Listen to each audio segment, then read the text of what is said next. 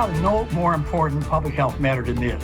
People are dying, and people are disproportionately dying when they're people of color. Now at 6, thousands of Hoosiers are getting the COVID-19 vaccine every day, but not everyone trusts it, especially in black communities. Tonight, the effort to change that and get more shots into more arms. I want to live a little longer. I'm 84 years old.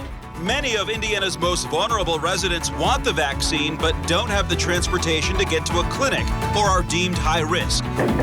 The help that is now available. To be able to have a voice and to be able to use my voice to help spread the importance of being a good global citizen, I really will do anything in my power to get my messaging out.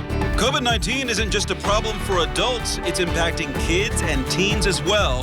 How local teenagers are leading the way in helping stop the spread of the coronavirus. Team coverage on the news at 6 starts now. Good evening to you here at 6 o'clock. It is great to have you with us. I'm Mark Mullins. And I'm Amanda STARRANTINO. We'll get to our team coverage on the COVID-19 vaccine in moments. But first, it's a Storm Team 6 alert day. We have seen a mix of snow, sleet, rain. And tonight, gusty winds are also likely, as well as falling temperatures. Chief Meteorologist Kevin Gregory is here explaining what this means for all of us. Kevin. It's definitely taken some patience for everyone to make it home from work. If you're out this evening, just beware for changing road conditions. The view has changed a bit from the Motor Speedway to downtown. We can now see downtown. Visibility is better. At times, you get these bursts of heavy, wet snow, then head back to rain. Temperatures still above freezing. That's the key to road conditions at this point. But you get enough sleet to cover the roadway, and it can be slick, and some of that snow that you see also coats the roads in quick fashion. So changing road conditions. Once the precip stops, which will stop in the western half of the state by 9, the temperatures will fall off rather quickly and the wind will be strong.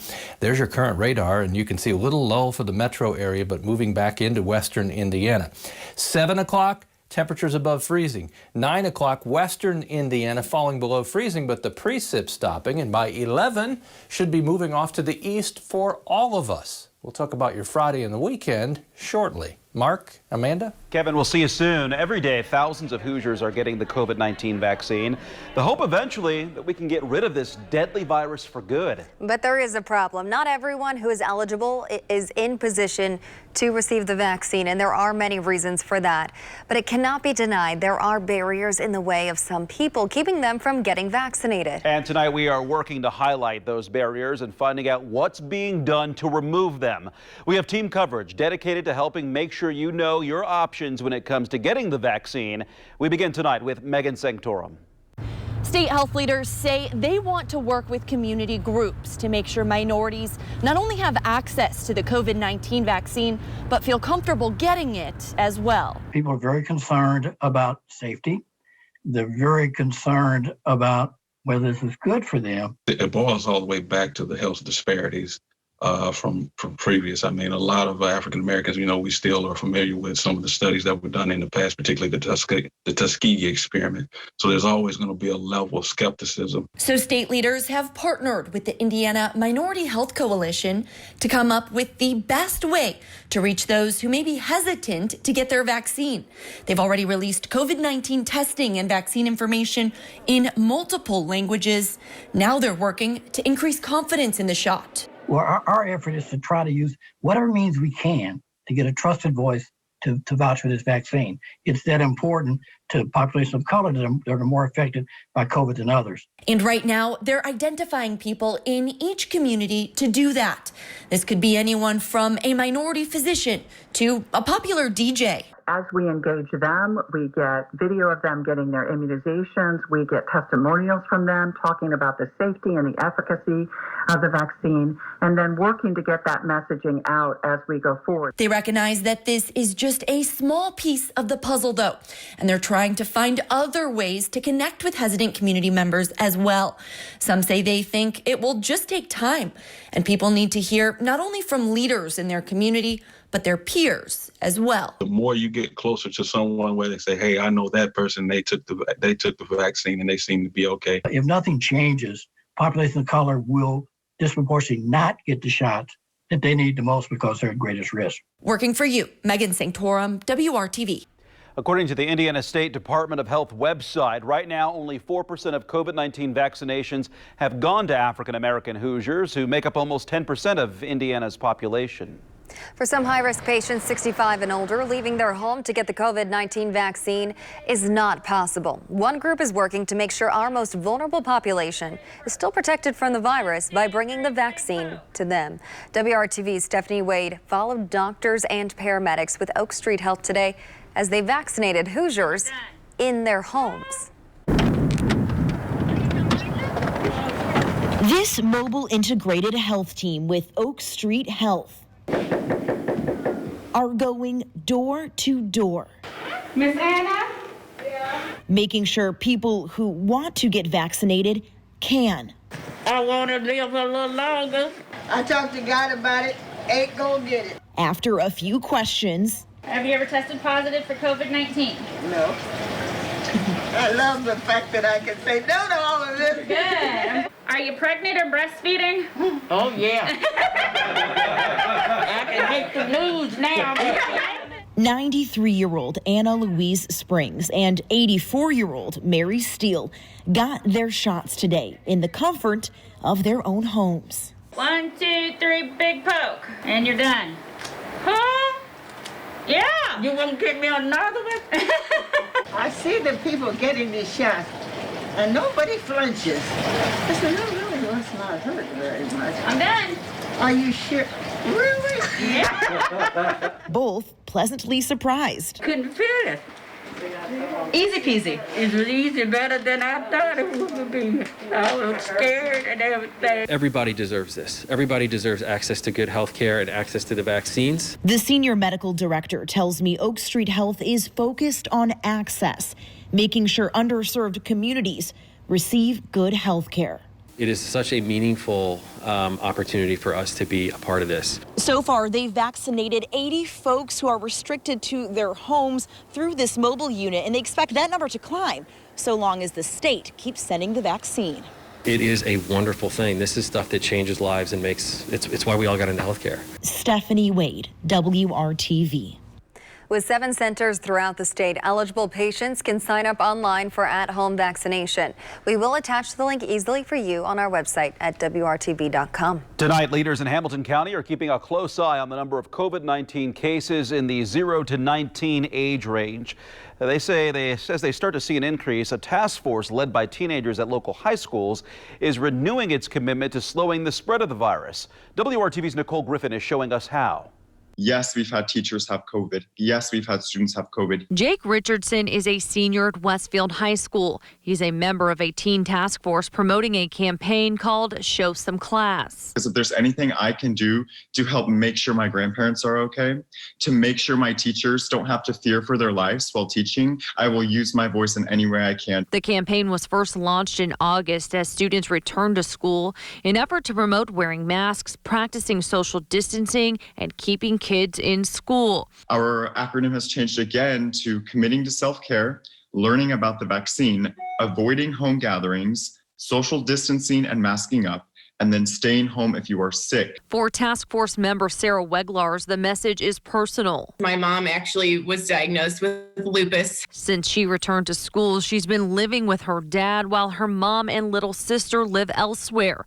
In November, both Sarah and her father got COVID-19. When you take action to wear a mask or social distance, even if you don't have any underlying conditions or you're not personally affected, you are 100% protecting someone else. A spokeswoman with the Hamilton County Health Department says the number of COVID-19 cases in terms of percentage in the 0 to 19 age range are going up. That is why they are recommitting and buckling down to this campaign.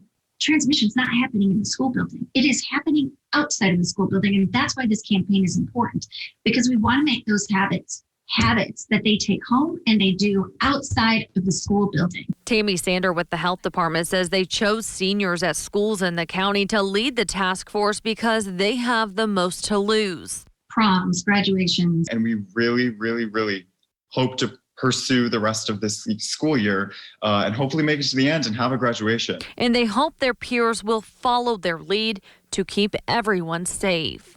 Working for you, Nicole Griffin, WRTV. According to the district, as of January 23rd, 153 Westfield, Washington students and staff members have been diagnosed with COVID-19 since the start of the school year. 8 high schools in Hamilton County are taking part in the Show Some Class campaign.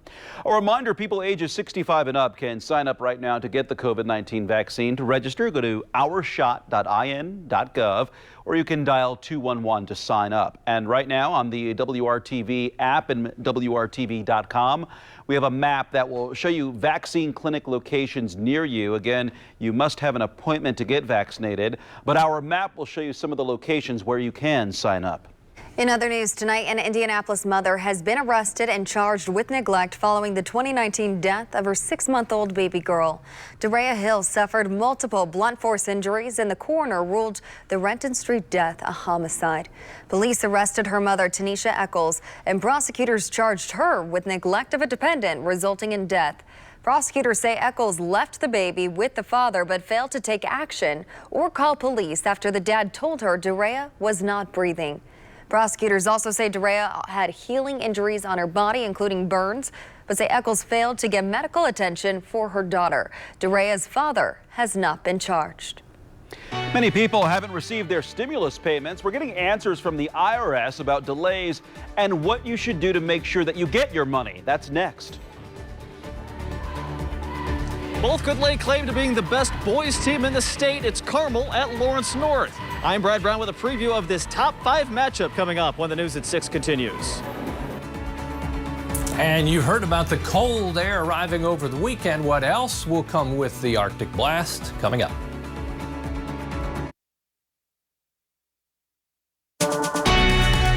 From the station working for you, this is WRTV News at 6, streaming now. The Rebound is our initiative to help you get back on your feet and amid this pandemic, and we are holding officials accountable. WRTV Investigates Cara County is asking the tough questions, including what you should do if you haven't received one of your stimulus payments. Many Hoosiers are getting their W-2s and tax documents in the mail and getting ready to file their taxes. But the IRS says you need to take some important steps this year to make sure you get your full refund. It's been a challenging year for Indiana taxpayers. Indianapolis mother Christina Flores Morals is frustrated waiting for her second stimulus check, especially when she got her first one no problem. And it means a lot. I mean, I can pay quite a bit of my bills with this. I mean, I have my house payment to make and car payments. Ashley Gahagan of Indianapolis also had issues getting her second stimulus payment when it went into the wrong account with her tax preparer. Nobody really knows how to handle it or the next steps to take to try to get their money, and it's kind of caught in a middleman. IRS spokesperson Luis Garcia explains some taxpayers saw delays if their refund was coming as a loan from their tax preparer instead of the IRS. That's where there was a mix-up there, and the tax preparation companies did a good job of turning that around as quickly as possible and getting that money out to people. WRTV Investigates is working for you and getting answers from the IRS. How are things going right now with the second round of stimulus checks? Well, the second round of stimulus is pretty much done. But some Hoosiers are still missing their first or second stimulus check, or they got less than they're owed. What should they do? The way that you can reconcile that is by filing your tax return and filling out the part where it says recovery rebate credit. What do you say to people that say, you know, that's just a headache? We're sorry for any headache that this may cause, but the fact is that the IRS has delivered over 160 million recovery rebate credits, and the vast majority have received it on time. The National Taxpayer Advocates report to Congress outlined a slew of issues with the IRS impacting taxpayers, including lack of communication with the public about delays, inadequate telephone and in-person service, and long delays in processing paper tax returns. Some people's returns, when they filed by paper, were held up because of our COVID protocols. In some cases, there were semi-trucks of tax returns that weren't processed for a month or two because we couldn't get to them. But as soon as we were able to safely and securely, they have been processed. What is the IRS doing to improve its technology to better serve consumers. The IRS is doing the absolute best that it can with the resources it has. If you make less than $72,000 a year, remember you can file for free using IRS e-file rather than paying for a program or software. It's the same thing, just free. Make sure you do your homework before you hire a tax preparer, especially one that promises you a huge refund. The IRS says scammers can pose as tax preparers and steal your hard-earned money and your personal information. Working for you, Kara Kenny, WRTV. Thank you, Kara. Let's work our way through the headlines. In progress now, the wintry mix of big snowflakes, rain, and some sleet. That will come to an end between 9 and 11 for all of us. Late Saturday, some more accumulating snow. This should be relatively light. I'll define relatively in a second. Saturday and Sunday, the cold blast arrives, no doubt. It will be easy to recognize that with Sunday the colder of the 2 days. As you look at radar, the blues represent the snow, which again at times is putting some pretty big snowflakes out as they stick together. It's been rain to the south. The western edge of this now approaching the state line with Illinois. Visibility has improved. We can at least see the outline of downtown Indianapolis right now. 38, that's temperature in Terre Haute. Notice across the state line, still above a freezing comfortably in Champaign. When the drier air arrives, in other words, once we see the precip stop, our temperatures quickly will be dropping into the 20s. Watch for changing road conditions. There are already slick in spots. By 9 o'clock, you see the state divided. Western Indiana, everything coming to an end. Eastern Indiana, rain, snow, and some sleet. But by 11, we'll all be drying out. The wind will be the story overnight. You'll hear it rattle the windows at times as winds will gust over 30 miles per hour. Untreated roadways especially, slick in the morning, temperatures around 20. One good thing about the wind, it will help dry off streets, help evaporate some of that moisture. As you look at the weekend forecast, certainly Sunday the colder of the 2 days, but Saturday will be no picnic because it will, with a breeze, feel much colder than that. The transition from Saturday to Sunday will include some light accumulating snow, a fluffy dry snow, 1 to 2 inches potentially from Indianapolis north, an inch or so as you go south. There's your strong wind during the day Friday. West anywhere from 15 to 30 miles per hour. Friday, a mixture of clouds and sunshine. One last trip above or at the freezing mark for some of us. You won't see that again in the 7-day forecast. It'll be quite a while before we get temperatures back to the freezing mark. We've got single-digit low temperatures on a number of occasions, even beyond the 7-day forecast. Into the mid part of February, 18th or 19th, still below average temperatures. Let's talk some hoops with Brad.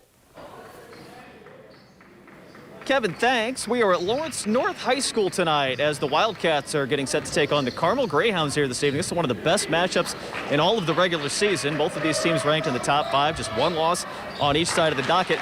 This could have been a full gym kind of anywhere in the state on a night like this as it goes here tonight at Lawrence North. They've only sold about 500 tickets to this, so they're pretty limited, just kind of some family, few students. Pretty limited otherwise, but this will nonetheless be a very big game between these two teams. Let's get a look at the matchup, starting with the Carmel Greyhounds. They are led by a talented core group of seniors this year. Point guard Connor Goya really making things hum for CHS. 6'7" Brian Waddell has been a big challenge for opponents all season. And junior Pete Suter can score from pretty much anywhere inside 25 feet. The Hounds have taken care of the ball well all season, and defense will ultimately get it done for them too. No one has scored more than 55 against them all season. As for their opponent tonight, Lawrence North, they look like a very clear #1 team for the first month of the season. They're still very good, but the Wildcats have had to overcome several fourth-quarter deficits in recent weeks. Shamar Avance is getting talk in the Mr. Basketball conversation. DJ Hughes, CJ Gunn can both score points in a hurry, and they got an athlete like Donovan McCulley, the talented quarterback from the football team that's in the mix as well. It is quite a lineup for Jack Kiefer's 45th LN squad. So here's a look at the head-to-head then. Carmel has been playing a lot of their games scoring in the 40s and 50s. As for the Wildcats, they are more inclined to run up the tempo, see if their opponents can keep pace. They'd like to see this game go into the 70s. Again, just one loss for each team. Carmel lost to Cathedral 3 weeks ago. Lawrence North lost to Homestead, the #1 team in the state out of Fort Wayne. That game was just 11 days ago. Both teams have played a bunch of close games all season. We'll see if this one is close here tonight. Now, when Friday night rolls around tomorrow night, it'll be the semifinals of the girls basketball sectional. 64 sites all over the state will have games to go. We'll have coverage of some of those for you Friday evening right here, starting on the news at 6 and again at 11. Talk about the Pacers. They took one on the chin last night in Milwaukee, gave up a season-worst 130 points to the Bucks. Milwaukee led by as much as 40 in the second half. Always difficult on the back-to-back games. Pacers still trying to figure it out. The Bucks hit 21 threes last night. As for the Pacers, they shot just 33% behind the arc. We had a stretch there of 6 stops in a row in the second quarter that didn't quite finish the half. So we thought we were going to keep coming. I thought we were going to crack into it there, once it got into those double digits. But yeah, just defensively, we weren't as active as we would have liked to have been. In the college basketball headline for the day, of course, the Big Ten tournament moving to Indy. It'll be at Lucas Oil Stadium March 10th through the 14th. Was supposed to be in Chicago, but now both the men's and women's tourneys will be here right ahead of March Madness for the men, coming to Indy starting the 3rd week of March. All right, we'll have some high school hoops for you tonight at 11. We'll see you then. Time for another break. The news at 6 continues next.